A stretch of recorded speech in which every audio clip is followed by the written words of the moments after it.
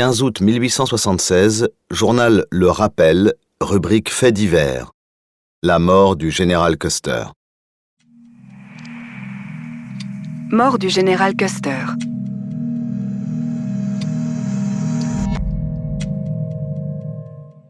Une dépêche nous a annoncé que les troupes américaines commandées par le général Custer avaient été battues par les Sioux le 26 juin et que l'infortuné général avait été trouvé parmi les morts.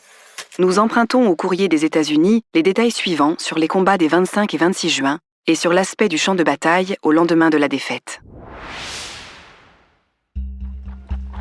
Le dimanche matin 25 juin, les éclaireurs signalèrent au général Custer un grand village indien à quelques milles en avant.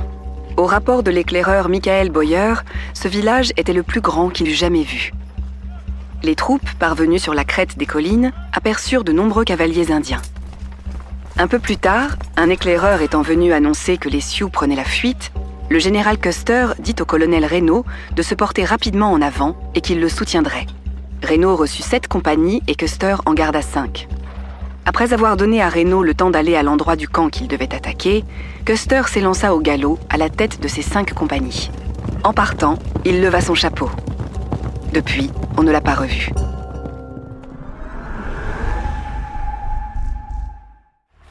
Reynaud traversa la rivière sans résistance. Mais peu après, le feu fut ouvert sur lui d'une colline.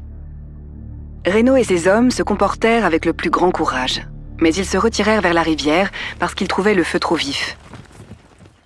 Le colonel fit démonter ses hommes pour entrer dans un bois, mais il s'aperçut que les Indiens manœuvraient pour le couper de sa réserve. Alors il fit remonter à cheval et ordonna de rejoindre la réserve. La charge réussit, mais il y eut de grandes pertes de part et d'autre. Le lieutenant Hodison fut tué en traversant la rivière, et un instant après, les hommes de Reynaud ralliaient la réserve. Le capitaine Benton, qui la commandait, fit pousser une reconnaissance pour tâcher de découvrir où était Custer. Mais ce mouvement n'eut d'autre résultat que de faire tuer 5 hommes de plus. Alors les hommes reçurent l'ordre de se coucher derrière les roches pour se mettre à l'abri du feu des Sioux. Ceux-ci essayèrent d'emporter la position d'assaut, mais ils furent repoussés. La nuit venue, les soldats s'aperçurent que les Indiens s'étaient postés sur plusieurs collines dominant celles qu'ils occupaient eux-mêmes. Ils travaillèrent toute la nuit à se fortifier. Le 26, au point du jour, les Indiens recommencèrent le combat en poussant leurs cris de guerre. L'après-midi, les soldats souffrirent terriblement de la soif. Il y avait un cours d'eau à 300 yards environ de la position, mais les Indiens en rendaient l'accès dangereux.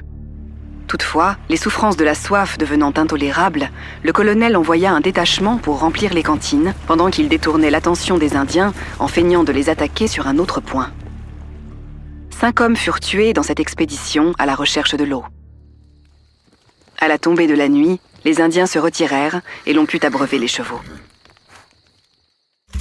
Le 27 au matin, il n'y avait plus un Indien en vue.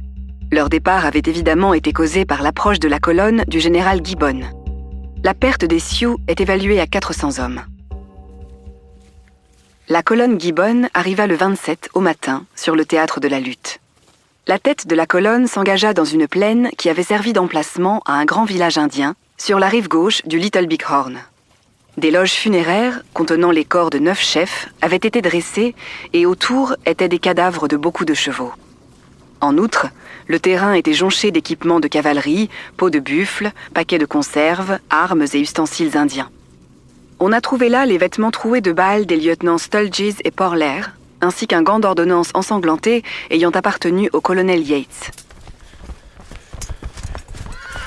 En ce moment, un éclaireur est arrivé hors d'haleine, apportant la nouvelle que le colonel Reynaud, avec ce qui resta du 7e de cavalerie, était retranché sur une colline voisine. La marche en avant a été poussée rapidement, et l'on a vu bientôt un groupe d'Indiens entourant quelques cavaliers posés sur une petite hauteur sur la rive droite de la rivière. Le général Terry, suivi de plusieurs hommes, a traversé la rivière et s'est dirigé vers cette hauteur. Des corps d'hommes et de chevaux jonchaient le terrain. À la vue du général, les cavaliers, sortant de leur retranchement, ont poussé des hurrahs répétés. À l'inférieur, on a trouvé Reynaud avec les survivants du régiment et 13 officiers non blessés. Les blessés avaient été installés dans une dépression de terrain au centre des retranchements. Une toile était tendue au-dessus d'eux. Les hommes de Reynaud combattaient les Indiens depuis le dimanche 25 à midi. Ils ont été délivrés par Terry le soir du 26, les Indiens s'étant retirés à l'approche du général. Le colonel Reynaud et son détachement ignoraient encore, quand ils ont été dégagés, le sort des 5 autres compagnies qui avaient attaqué en même temps, mais du côté opposé, le camp indien. Pendant qu'on faisait des préparatifs pour l'enlèvement des blessés, un détachement a été envoyé du côté où avait combattu Custer. Mais il n'a retrouvé que les signes du carnage. Sur un espace de moins de 50 acres, gisaient les corps de 115 cavaliers. Au centre du plateau était le corps du général Custer, entouré de 11 officiers. À sa droite, le capitaine Keogh. À sa gauche, son frère, le capitaine Thomas Custer, et un peu plus loin, son neveu Head et son autre frère, Boston Custer. Le corps du lieutenant Colbon, beau-frère du général, était près de celui de Bellog, correspondant du Herald. Le corps du général Custer avait été épargné, mais plusieurs autres étaient atrocement mutilés. Il est probable qu'aucun des hommes commandés par Custer n'a eu la vie sauve.